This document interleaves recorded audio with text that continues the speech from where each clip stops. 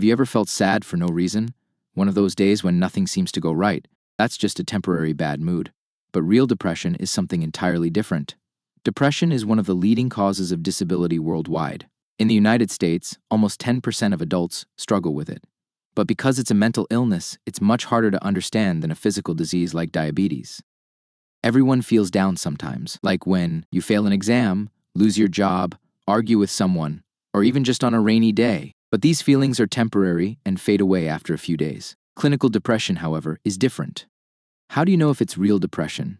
Depression is a medical condition that lasts for at least 2 consecutive weeks and seriously affects your ability to work, have fun, or maintain relationships.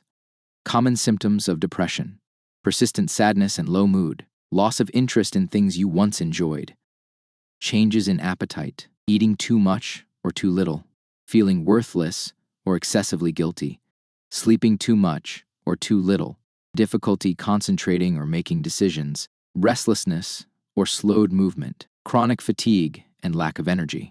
If you experience at least 5 of these symptoms, you may have clinical depression. Depression isn't just in your mind, it causes real changes in the brain.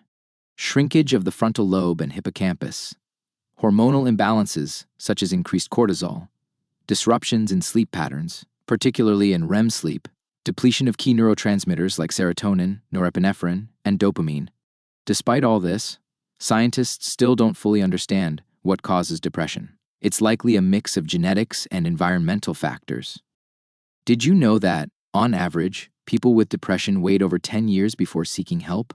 Why? Because depression is invisible. Someone might seem fine on the outside while struggling internally. But here's the good news: depression is treatable. How is depression treated? Therapy and medication are the most effective combination. Electroconvulsive therapy, ECT, is used in severe cases. Transcranial magnetic stimulation, TMS, is an emerging treatment.